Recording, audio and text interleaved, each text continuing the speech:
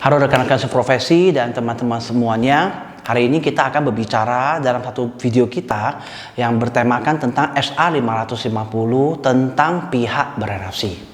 Ketika kita berbicara tentang pihak berelasi, jangan lupa kita harus ingat PSAK 7 tentang pihak berelasi. Karena di sana berisi panduan-panduan apa yang harus dilakukan oleh auditor supaya audit tersebut dapat mendeterminasi mana yang merupakan pihak berelasi dan mana yang bukan non berelasi.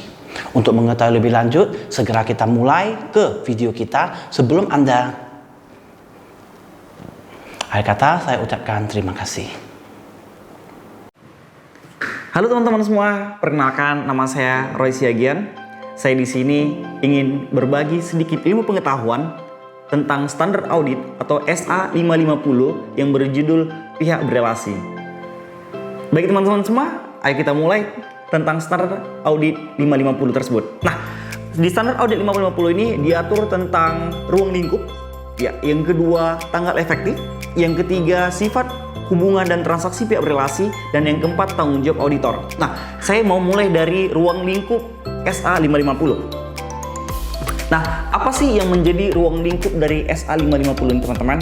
Nah, SA 550 mempunyai ruang lingkup yang berkaitan dengan tanggung jawab auditor untuk mengetahui transaksi yang dilakukan entitas terhadap pihak-pihak yang berelasi.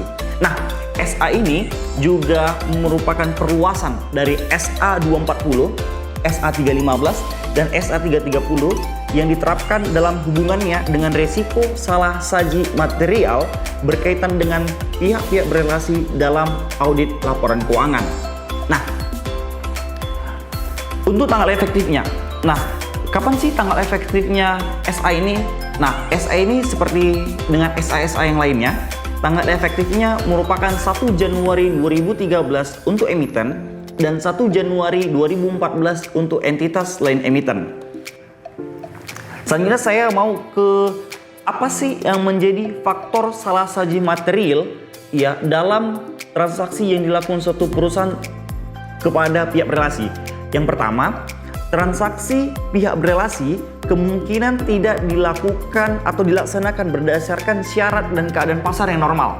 Yang kedua, sistem informasi kemungkinan ya, sistem informasi yang ada di perusahaan kemungkinan tidak efektif untuk mengidentifikasi atau meringkas transaksi-transaksi yang terjadi terhadap pihak berelasi. Atau juga adanya mungkin saldo yang belum diselesaikan antara satu entitas dengan pihak berelasi.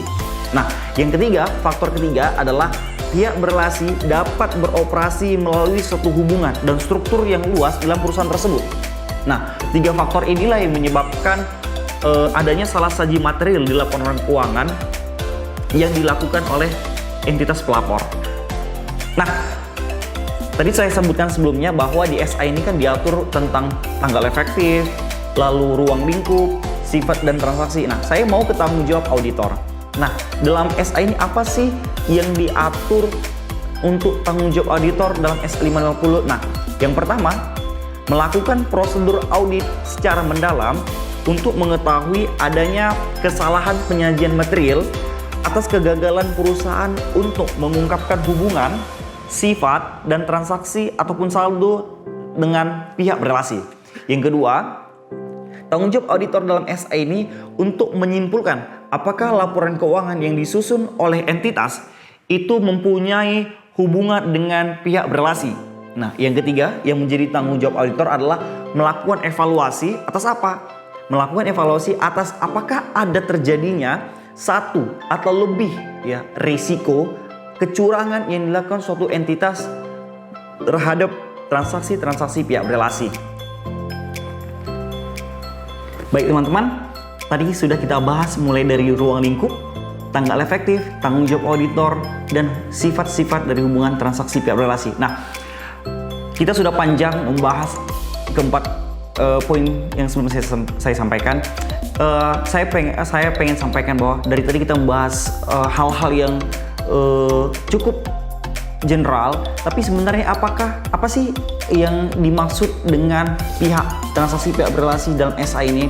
Nah, baik, saya mulai dari definisinya teman-teman. Nah, kita mulai dari transaksi wajar ya. Kita mulai dari transaksi wajar dulu. Nah, apa sih yang sebenarnya dimasukkan transaksi wajar? Nah, mungkin teman-teman udah sama-sama tahu bahwa transaksi wajar itu adalah transaksi yang dilakukan oleh dua orang, yaitu pembeli dan penjual dalam kondisi normal secara independen. Iya, dan tidak ada paksaan oleh siapapun, yang dimana mereka sama-sama mendapatkan tujuannya. Ya kan? Pembeli mendapatkan barang yang diinginkannya, penjual mendapatkan keuntungan tanpa ada hal-hal yang lebih atau spesial yang dilakukannya. Cukup sampai batas itu. Nah, tapi berbeda dengan pihak berelasi, transaksi dengan pihak berelasi. Nah, dalam SE ini diatur bahwa ada 3 hal, ya, 3 poin yang dinyatakan sebagai pengertiannya. Pengertian pertama dari transaksi pihak berelasi, entitas melakukan transaksi kepada individu atau pribadi yang dimana individu dan pribadi tersebut mempunyai pengendalian secara langsung kepada perusahaan atau pengendalian menguasai perusahaan tersebut, baik secara langsung atau tidak langsung. Jadi sifatnya antara entitas dan pribadi, namun pribadi tersebut mempunyai pengendalian di perusahaan ini. Itu yang pertama. Yang kedua, yang dimasukkan dengan transaksi pihak berelasi di SA ini adalah entitas dengan entitas. Nah, contoh perusahaan X melakukan transaksi di perusahaan Y, namun perusahaan Y mempunyai pengendalian di perusahaan X secara langsung dan tidak langsung, sehingga ini menyebabkan adanya yang disebut dengan transaksi pihak berelasi. Itu yang kedua.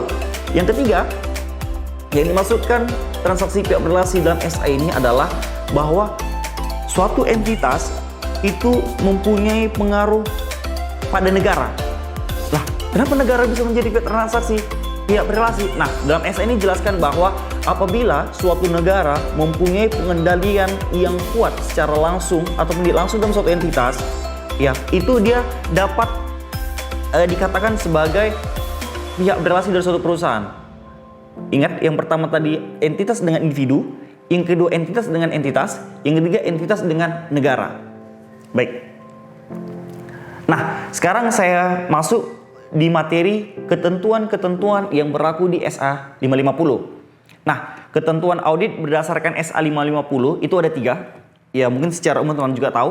Yang pertama, prosedur penilaian risiko dan aktivitas terkait. Ini mungkin dalam dunia audit disebut dengan tahap perencanaan. Yang kedua, respon risiko. Ini tahap pelaksanaan. Yang ketiga, pelaporan. Nah, saya akan coba masuk di prosedur penilaian risiko terlebih dahulu. Nah, apa sih hal yang harus dilakukan auditor dalam tahap perencanaan atau penilaian risiko dan aktivitas terkait? Nah, yang pertama, sama seperti SSA lainnya, auditor harus memahami entitas bisnis dan ruang lingkupnya. Dan juga pada siapa saja entitas tersebut melakukan transaksi pihak berelasi. Itu harus diketahui, entitas bisnisnya, lalu ruang lingkupnya. Ruang lingkup yang dimaksud di sini kepada sama siapa saja dia melakukan transaksi pada pihak berelasi. Yang kedua, menjaga kewaspadaan terhadap informasi pihak berelasi pada waktu mereview catatan atau dokumen milik entitas. Yang ketiga, berbagi informasi kepada tim perikatan. Jadi auditor harus membagi informasi secara mendalam terhadap tim perikatan bahwa adanya beberapa transaksi-transaksi yang dilakukan perusahaan pada pihak berelasi atau daftar-daftar pihak berelasi yang dipunyai oleh perusahaan.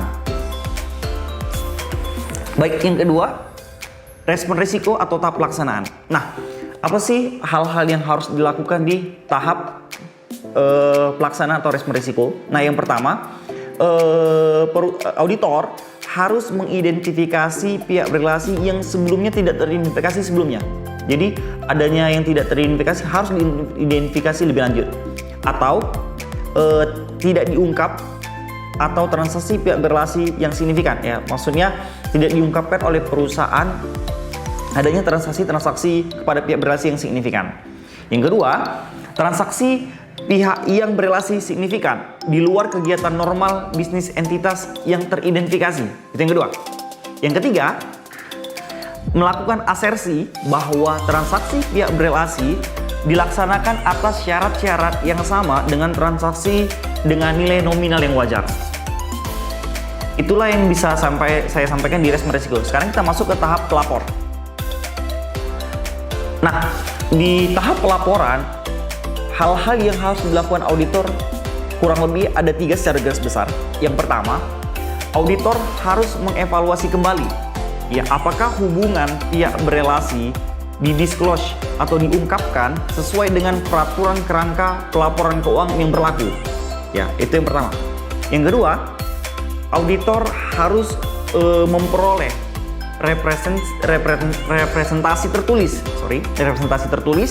dari pihak perusahaan atau dalam hal ini manajemen, dan jika relevan kepada pihak-pihak yang bertanggung jawab atas tata kelola perusahaan. Yang kedua. Yang ketiga, auditor juga harus mencantumkan dalam dokumentasi auditnya, dalam hal ini kertas kerja pemeriksaannya, nama-nama pihak yang teridentifikasi mempunyai hubungan spesial atau pihak berelasi terhadap perusahaan, dan bagaimana sih sifat hubungan pihak berelasi tersebut terhadap klien atau perusahaan yang akan kita audit. Nah, itulah beberapa hal yang harus diperhatikan auditor dalam tahap pelaporan. Baik teman-teman, itulah materi yang bisa saya sampaikan terkait standar audit 550 tentang pihak berelasi. Lebih kurangnya saya minta maaf. Sebagai catatan, materi-materi yang saya sampaikan tadi saya ambil referensinya dari standar audit 550 yang dikeluarkan oleh IAPI. Mungkin teman-teman bisa ambil referensi lebih lain untuk menambah wawasan dari apa yang bisa saya sampaikan tadi. Nah, lebih kurangnya saya mohon maaf. Kita ketemu di lain kesempatan apabila ada waktu saya untuk menyampaikan SSA lainnya. Ya, saya Rossi Agen, saya ucapkan terima kasih.